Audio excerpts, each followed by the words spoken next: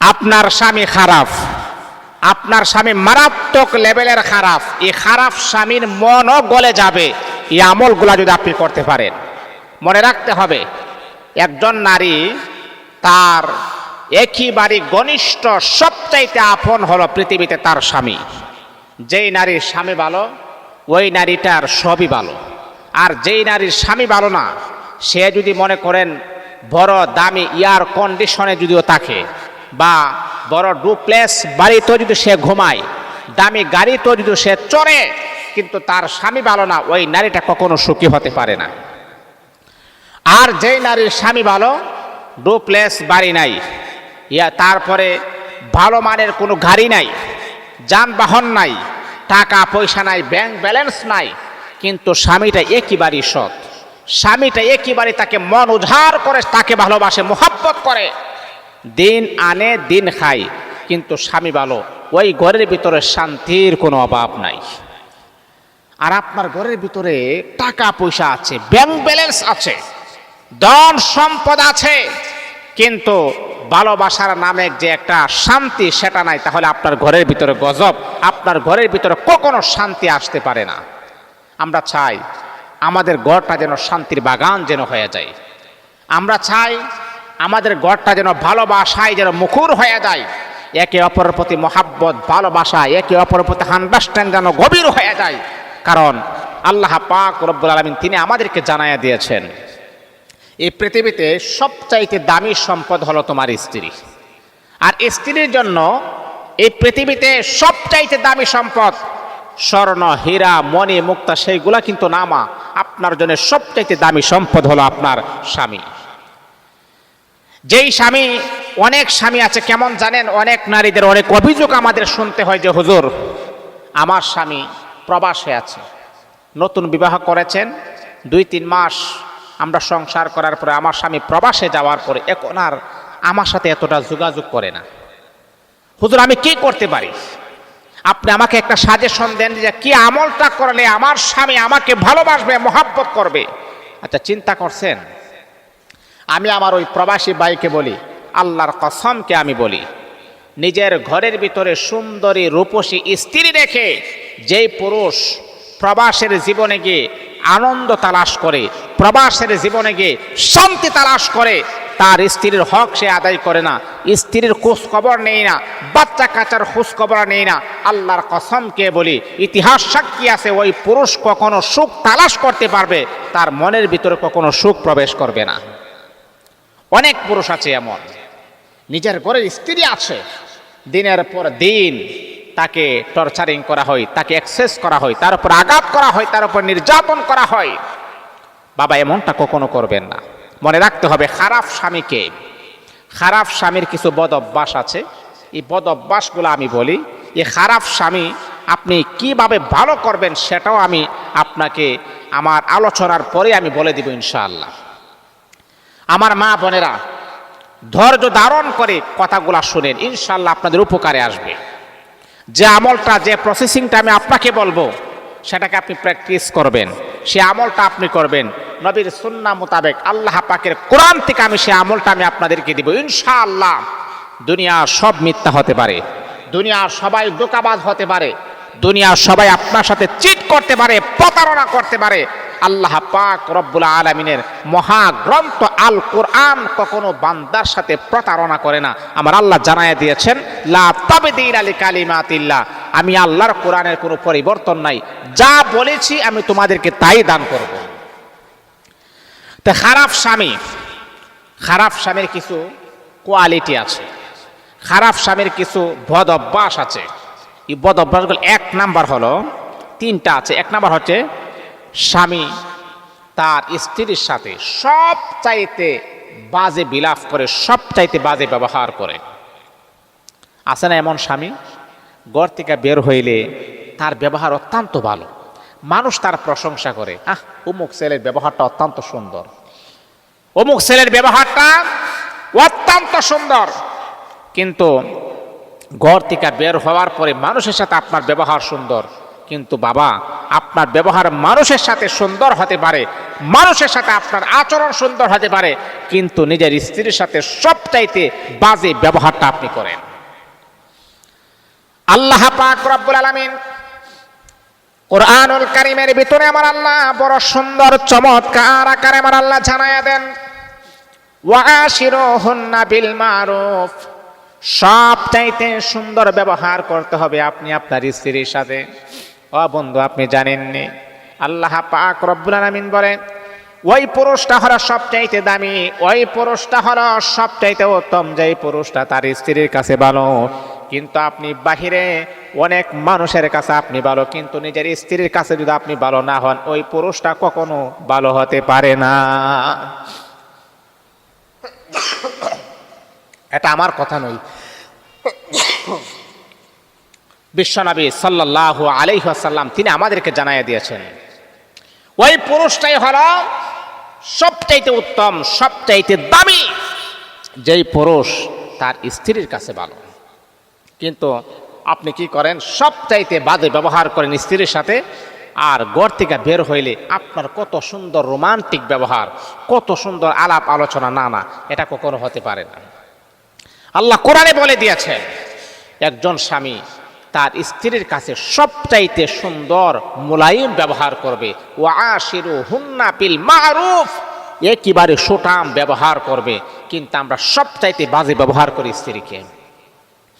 এমনকি আমরা যখন আমাদের রাগ যখন বেশি হয়ে যায়, তখন আমরা স্ত্রীর উপর আঘাত করি, কটাক্ষ ভাষায় কথা বলি, তার মাকে নিয়ে কথা বলি, তার বাবাকে নিয়ে কথা বলি, তার বংশকে নিয়ে কথা বলি, তার বোনকে নিয়ে কথা বলি। না না, এটা কখনো আপনি করবেন না। এটা যদি আপনি করেন তাহলে বুঝতে হবে যে আসলে আপনার স্বামী মারাত্মক লেভেলের খারাপ। এটা হলো এক। 2 নাম্বার হলো যে স্বামী দায়িত্বহীনতার ভিতরে থাকে, কোনো দায়িত্ব নাই, এমন পুরুষ আজকে আমাদের সমাজে সবচাইতে বেশি। স্ত্রীর প্রতি একেবারে কোনো দায়িত্ব নাই, একেবারে অবহেলা। স্ত্রী খাইছে কিনা, ঘরে বাজার সদাই আছে কিনা, স্ত্রী কি পড়ছে, কি করছে, কি না করছে, সন্তানের লেখাপড়ার ভরণ পোষণ, সন্তান কি করতেছে, এইরকম দায়িত্বহীনতার ভিতরে হাজার হাজার পুরুষেরা আছে। এই যে আপনি প্রবাসে আছেন, আপনি প্রবাসে আছেন, 2 মাস 3 মাস হয়ে যায় আপনি আপনার স্ত্রীর কোনো খোঁজ খবর নেন না। এটা কেমন? 2 মাস 3 মাস হয়ে যায় আপনি আপনার স্ত্রীর কোনো খোঁজ খবর নেন না।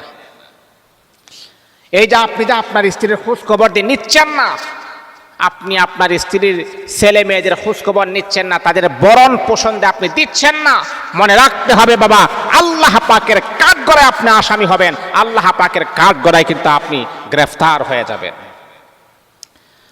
আল্লাহ পাক রব্বুল আলামিন স্বামী আর স্ত্রী যখন একজন আরেকজনকে যখন বিবাহ করে, ওই নারীটা যখন আপনাকে যখন কবুল বলে ফেলল, হাদিসের ভাষায় বিশ্ব নবী মুহাম্মদুর রাসূলুল্লাহ সাল্লাল্লাহু আলাইহি ওয়াসাল্লাম জানায় দিয়েছেন, ও পুরুষ শোনো, ওই নারীটার সম্পূর্ণ দায়িত্ব আল্লাহ পাক রব্বুল আলামিন তোমার হাতে আমার আল্লাহ দিয়েছেন।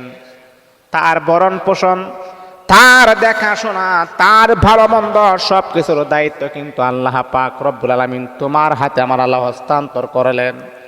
এখন যদি আপনি তাকে অবহেলা করেন তাহলে আল্লাহ পাক রব্বুল আলামিনের কাছে আপনি গ্রেফতার হয়ে যাবেন। ওই নারীটা যদি আপনার বিরুদ্ধে মালিকের কাছে অভিযোগ করে, আপনি নামাজ রোজা পড়ার পরেও কিন্তু আপনি জাহান্নামী হয়ে যাবেন। অনেক নারী এমন ভাবে কান্না করে বলে, হুজুর আমার স্বামী বিদেশে যাওয়ার পরে আজকে 3 মাস হয়ে গেল, এখন পর্যন্ত কোনো ফোন টোন দেই না, 2টা মেয়ে আছে, ছেলে আছে, তাদের ভরণ পোষণটা আমি কিভাবে দেব? আমি একেবারে বেকার হয়ে গেলাম, আমি কি করতে পারি?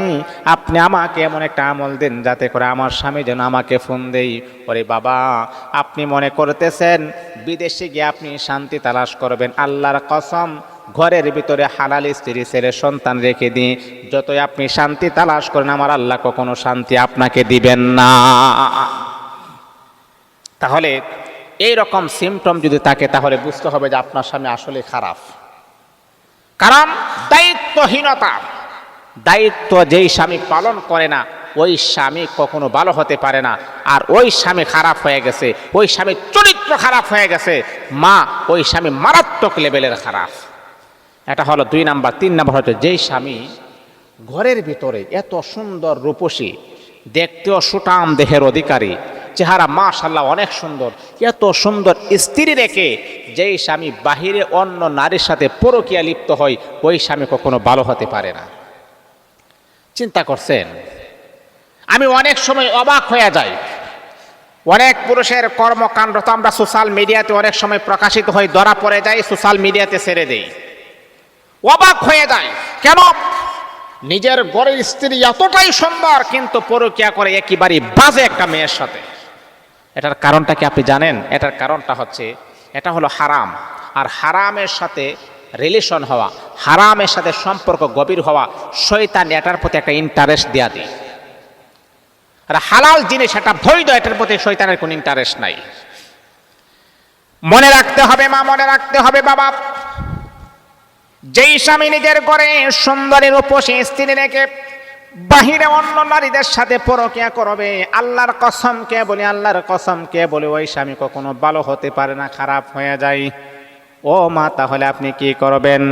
এখন আপনি বলতে পারেন হুজুর আমার স্বামী যদি খারাপ হয়ে যায় তাহলে স্বামীকে কিভাবে আমি ভালো রাস্তায় নিয়ে আসবো? আপনি আমলটা বলে দেন। ও মা, দুনিয়ার মানুষের কাছে বললে আপনার বিন্দু পরিমাণ কোনো ফায়দা হবে না, কোনো লাভ হবে না। তাহলে আপনি কি করবেন? রাতের শেষ ভাগে তাহাজ্জুদের নামাজের মুসল্লায় দাঁড়িয়ে যাবেন। তাহাজ্জুদের নামাজের মুসল্লায় দাঁড়িয়ে যাওয়ার পর যখন আপনি সেজদায় যখন পড়ে যাবেন, সেজদায় পড়ার পর আপনি সেজদার তাসবিহ আপনি পড়বেন সুবহানা রাব্বিয়াল আ'লা, সুবহানা রাব্বিয়াল আ'লা। 3 বার 5 বার 7 বার আপনি সেজদার তাসবিহ আপনি পড়ার পরে আপনি আল্লাহ পাক রব্বুল আলামিনের কোরআনুল কারীমের এই দোয়াটা আপনি 10 বার পড়বেন। রব্বানা আতিনা ফিদ দুনিয়া হাসানা ওয়া ফিল আখিরাতি হাসানা ওয়া কিনা আযাবান নার। 10 বার আপনি পড়বেন। 10 বার পড়ার পরে তারপর সেজদায় আপনি পড়ে থাকবেন। আবার আপনি পড়বেন ওয়া আলকাইতু আলাইকা মাহাব্বাতাম মিন্নি, ওয়া আলকাইতু আলাইকা মাহাব্বাতাম মিন্নি, এটাও 10 বার আপনি পড়বেন। তারপর সেজদা থেকে মাথা উঠাবেন। আবারও আপনি রব্বানা আতিনা ফিদ দুনিয়া হাসানা 10 বার, ওয়া আলকাইতু আলাইকা মাহাব্বাতাম মিন্নি, 2 রাকাত নামাজ এইরকম ভাবে আপনি আদায় করবেন। তারপরে দুরূদ বসে বসে আপনি নামাজ শেষ করার পর দুরূদ শরীফ ইস্তেগফার পড়বেন মালিকের কাছে স্বামীর জন্য। আমার মা, স্বামী খারাপ, ঠিক আছে, স্বামীর এইরকম অবস্থা, পরকীয়াতে জড়িত, এমনকি স্বামী আমাকে খারাপ গালিগালাজ করে, এমনকি স্বামী দায়িত্বহীনতার ভিতরে আছে। আমি সব কিছু আপনার শুনলাম, সব কিছু আপনার মানলাম, কিন্তু মা তারপরে একটু চেষ্টা করেন, আমলের মাধ্যমে একটু চেষ্টা করেন স্বামীকে কিভাবে মানুষের মতো মানুষ যেন করানো যায়, স্বামীকে কিভাবে ভালো একটা অবস্থানে আনা যায়, স্বামীকে কিভাবে আমলের মাধ্যমে আমার স্বামীর ভালোবাসা যেন আমি জয় করতে পারি, এরকম একটা চেষ্টা করেন। কিন্তু অনেক নারী আছে কি জানেন, স্বামী যেহেতু খারাপ, ঠিক আছে, তার সংসার আমি করব না, তার সংসার আমি করলাম না, আমি চলে আসবো। দেখেন মা, আপনিও স্বামী পাবেন, সেও স্ত্রী পাবে, কিন্তু হ্যাঁ, এই যে প্রথম বিবাহের যে একটা মজা, প্রথম বিবাহের যে একটা সুখ, সেই সুখ থেকে আপনারা 2 জন বঞ্চিত হলেন, আপনিও চেষ্টা করলেন না। আল্লাহ পাক রব্বুল আলামিন যদি আপনাকে জিজ্ঞাসা করে, ঠিক আছে তোমার স্বামী খারাপ মানলাম, পরকীয়া করে মানলাম, দায়িত্বহীনতায় মানলাম, তুমি কি একটু চেষ্টা করা প্রয়োজন ছিল না? তাহলে ওই সময় আল্লাহর কাছে আপনি কি জবাব দিবেন? হ্যাঁ আমার মা, ওই সময় রব্বুল আলামিন যদি আপনাকে জিজ্ঞাসা করে, মালিক যদি আপনাকে জিজ্ঞাসা করে, তাহলে আপনি আল্লাহর কাছে কি জবাব আপনি দিবেন? তাহলে কি স্বামীকে ভালো করার কোনো প্রসেসিং নাই? অবশ্যই আছে। ভালো স্বামী খারাপ স্বামীকে কিভাবে ভালো করবেন সেই নিয়মটা আমি আপনাদেরকে টোটালি ভাবে আমি আপনাদেরকে বলে দিচ্ছি, সেই নিয়মটা আপনি পালন করবেন। মা, অনেকে জানেন, আহা, কত নারী কত কষ্ট করার পরে এখন তাদের কপালে সুখ আসছে।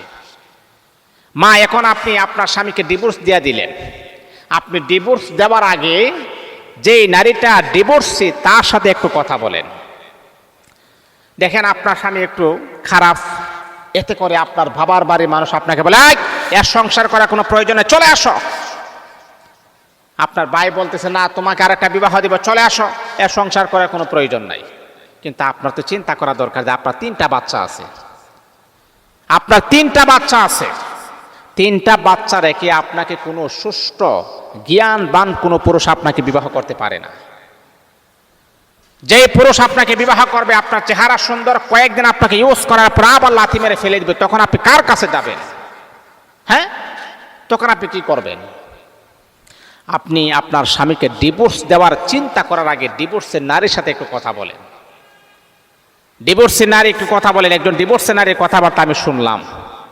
সেই নারীটা বলতেছে, হুজুর আমার 3টা বাচ্চা, 2টা মেয়ে, একটা ছেলে। আমার স্বামী প্রবাসে, সংসার ভালো চলছিল, সংসার আমাদের আলহামদুলিল্লাহ খুবই ভালো চলছিল। প্রবাসে যাওয়ার পরও আমার সাথে কন্টিনিউ কথাবার্তা তার ঠিক আছে।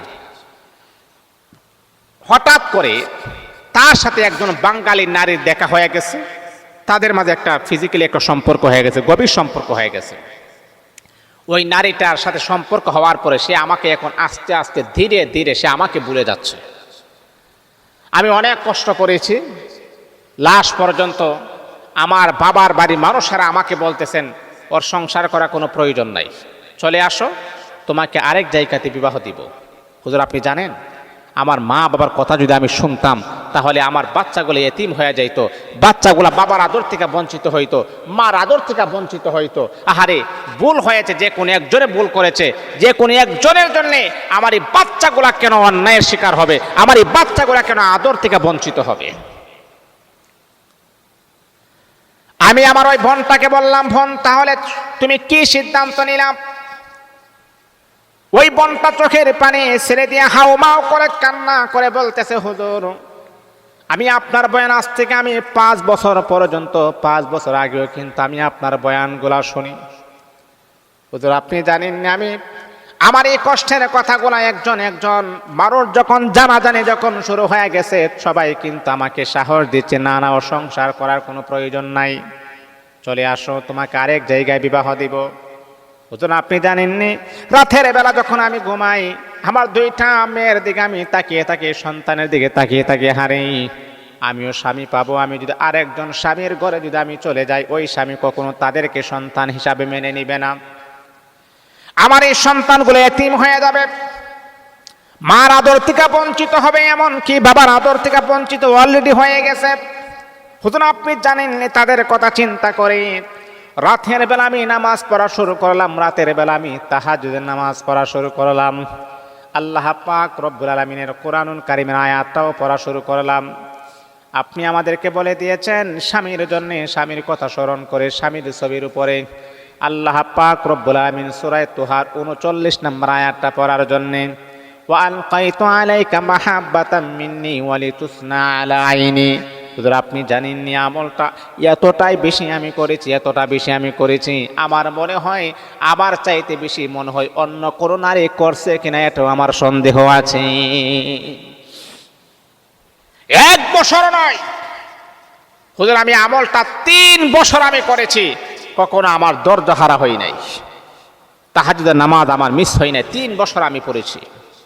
হঠাৎ করে 3 বছর পরে আমার স্বামী আমার কাছে ফোন দিয়ে কান্না করতেছে, হাউমাউ করে কান্না করতেছে, আমার কাছে মাফ চাচ্ছে, আমার পায়ে ধরে মাফ চাচ্ছে একটু টাই দেওয়ার জন্য। তা আমি বললাম, তোমার সন্তানগুলা তোমাকে সারা দিন বাবা বাবা ডাকে, কত মানুষের বাবা তাদেরকে মোহাব্বত করে আদর করে, সন্তানগুলো এতিমের মতো তাকিয়ে থাকে, আমার এই মেয়েটা, আমার 2টা মেয়ে এতিমের মতো তাকিয়ে থাকে। আমি তো মাঝে মধ্যে দেখি আমার এই মেয়েগুলা তাকিয়ে তাকিয়ে যে তাদের বাবা কিভাবে তাদেরকে মোহাব্বত করে, চকলেট দেয়, কুলে নেই, কিন্তু আমার 2টা মেয়ে আর একটা ছেলে এতিমের মতো তাকিয়ে থাকে। স্ত্রী যখন এই কথা বলতেছে, স্বামীটা হাউমাউ করে আরো কান্না করতেছে। তা আমি জিজ্ঞাসা করলাম, আমি তো শুনেছি তুমি অন্য একটা নারী কিনে তুমি সুখে আছো। তখন আরো কান্না করতেছে, বলতেছে দেখো ওই নারীটা আসলে হারামের সম্পর্কের ভিতরে কোনো আরাম নাই, ওই নারীটা আমার সমস্ত টাকা পয়সা নিয়ে সে বেগে চলে গেছে, আমি আর বুঝবার বাকি নাই। আসলে আমার সুখের দিনের সাথী হচ্ছে আমার স্ত্রী, আমার দুঃখের দিনের সাথী হচ্ছে আমার স্ত্রী। স্ত্রী তখন সান্ত্বনা দিয়ে বলেছেন, টেনশন করার কোনো কারণ নাই, টাকা চলে গেছে, পুরুষ মানুষ টাকা আবার হবে, তুমি দেশে চলে আসো, তোমার সন্তানগুলা অন্যদিকে তাকিয়ে থাকে, তোমার টাকা পয়সা দরকার নাই, তুমি দেশে চলে আসো। হুজুর আবার এই কথা বলার পরে আমার স্বামী পরের দিনে দেশে চলে আসছে, আলহামদুলিল্লাহ। এখন আমার স্বামী আলহামদুলিল্লাহ আলহামদুলিল্লাহ অত্যন্ত ভালো সংসারমুখী, বাচ্চা ছাড়া আমাকে ছাড়া আর বুঝেই না। তাহলে এই বেনিফিটটা কেন পেয়েছেন জানেন? মা, এই বেনিফিট, এই জাযাটা কেন পাইছেন আপনি জানেন? এটা মিথ্যা নয়, এটা কোরআনের আয়াত। ইন্নামা ইউয়াফফাস সাবিরুনা আজরাহুম বিগাইরি হিসাব। আল্লাহ পাক রব্বুল আলামিন বলেন, যারা সবর করবে তাদেরকে বেহিসাব আমার আল্লাহ দান করবেন। ইন্নাল্লাহা মা'আস সাবিরিন, সবরকারীদের সাথে আল্লাহ পাক রব্বুল আলামিন আছেন। ও মা, আমি আমার ওই বোনটাকে বললাম, বোন আপনি যে সবর করেছেন, আপনি যে ধৈর্য ধারণ করেছেন, ধৈর্য হারা হন নাই, যে আল্লাহ তো কোরআনে জানায়া দিয়েছেন সবরকারীদেরকে আমার আল্লাহ পছন্দ করেন, সবরকারীদের সাথে আমার আল্লাহ আছে। এই যে 1 বছর আর 2 বছর নয়, লাগাতার 3 বছর আপনি সবর করেছেন, স্বামীর জন্য যাই নামাজ বিছিয়ে কান্না করেছেন, চোখের পানি ছেড়ে দিয়েছেন, আরশের মালিক আপনার স্বামীর অন্তরের ভিতরে আপনার প্রতি মহাব্বত আর ভালোবাসা সৃষ্টি করে দিয়েছেন, যার কারণে আপনার স্বামী এতটা ভালো হয়েছে। আপনার স্বামী এখন আপনাকে ছাড়া দ্বিতীয় কোনো নারীর প্রতি কোনো খোঁজ খবর তার থাকে না। কিন্তু আপনি যদি সবর না করে যদি আপনি চলে যাইতেন, বাবা আপনি বলেন, মা আমি আপনাকে বলছি একটু কথাগুলা শুনেন, যদি ওই সময় যদি আপনি সবর না করে চলে যাইতেন তাহলে কি হইতো? বাচ্চাগুলা কি হইতো? আপনারা যদি স্বামী আর স্ত্রী দুইজন যদি মাতাল হয়ে যান তাহলে কেমনে হবে? একজন যদি অপরাধ করে, এটাকে আপনি স্যাক্রিফাইস করবেন, এটাকে আপনি স্যাক্রিফাইস করার চেষ্টা করবেন, বোঝানোর চেষ্টা করবেন, তাকে আপনি যেইভাবে হোক, কৌশলে হোক, যেইভাবে হোক তাকে আপনি বোঝানোর চেষ্টা করবেন। কিন্তু আপনি বুঝাইলেন না, তারপর আপনার স্বামীর সাথে আপনার স্বামী একটু দুর্ব্যবহার করেছে বিদায় আপনিও দুর্ব্যবহার করলেন, আপনার স্বামী আপনার সাথে রং করেছে বিদায় আপনিও রং করলেন না, এটা তো কখনো হতে পারে না। হাদিস শরীফের ভিতরে আছে যে শয়তান সবচাইতে বেশি যেই কাজটা করলে আনন্দ পায় সেটা হলো স্বামী আর স্ত্রীর মাঝে বিচ্ছেদ ঘটাইতে পারলে শয়তান সবচাইতে বেশি আনন্দ পায়। একজন নামাজি মানুষ নামাজ পড়তেছে, নামাজ থেকে তাকে বাধা দেওয়া এতটা আনন্দ পাই না। একজন রোজাদার ব্যক্তি রোজা রাখবে, তাকে রোজা না রাখানো শয়তান এতটা আনন্দ পাই না। একজন কোরআন তেলাওয়াত করতেছে, কোরআন তেলাওয়াত থেকে বন্ধ করে দেওয়া শয়তান এতটা আনন্দ পাই না। কিন্তু একজন স্বামী আর স্ত্রী সামান্য একেবারে কিঞ্চিত পরিমাণ একটা জিনিস নিয়ে যখন তাদের মাঝে একটা মনোমালিন্যতা হয়েছে, এর মাঝখানে কিন্তু শয়তান চলে আসে, তাদেরকে বাতাস দেওয়া শুরু করে, তখন ছোটখাটো বিষয় নিয়ে ঝগড়া হইতে হইতে এটা বিচ্ছেদ পর্যন্ত চলে যায়। আর স্বামী যদি ওই সময় রাগের অবস্থায় যদি স্ত্রীকে বলে যে তোকে আমি তালাক দিলাম, 1 2 3 বলে ফেলছে, শেষ, স্বামী আর স্ত্রীর সম্পর্ক চিরতরে বিচ্ছেদ হয়ে গেছে। এই যে বিচ্ছেদ করাইতে পেরেছে শয়তান সবচাইতে মহাখুশি। কেন জানেন? বিচ্ছেদ হওয়ার পরে আপনাদের সহবাস হইবে, সহবাসের পরে যে সন্তান হবে সেটা হবে জারজ সন্তান, সেটা শয়তানের বংশধর হবে।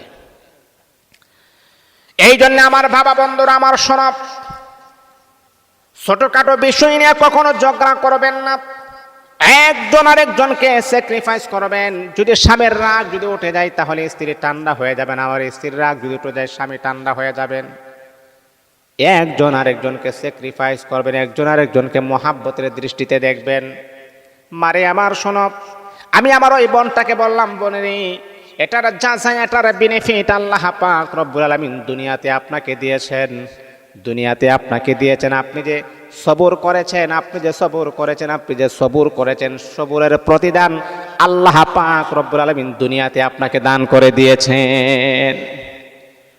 ওই মহিলাটা বলল, হযরত ওই সময় যদি আমি আমার মার কথা শুনতাম, বাবার কথা শুনতাম, ভাইয়ের কথা শুনতাম, বোনের কথা শুনতাম, তাহলে আজকে আমি 3 বছর পরে আমার স্বামীর মহাব্বত পাইতাম না। এমনকি 3 বছর পরে বাচ্চারা তাদের আপন বাবাকে তারা তালাশ করেও পাইতো না। এখন বাচ্চাদেরকে কি পরিমাণ মহাব্বত, কি পরিমাণ ভালোবাসা, মনটা জুড়িয়ে যায়। আমি যদি তাদের কথা শুনতাম, সেই জন্যে গোমা বিবাহ হওয়ার পরে যেই নারী বাবার বাড়ির কথা শুনবে সেই নারীর কপালে কখনো সুখ এবং আনন্দ হতে পারে না।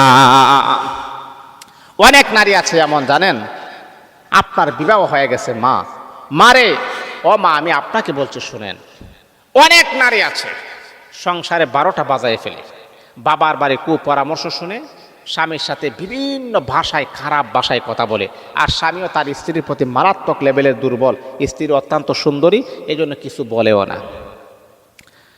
একজন নারীর উচিত বিবাহ হওয়ার পরে আমার সবচাইতে প্রায়োরিটি দিতে হবে আমার স্বামীকে। আমার আপন হলো আমার স্বামী, আপন আমার স্বামীর চাইতে আপনই পৃথিবীতে আর কেউ হতে পারে না।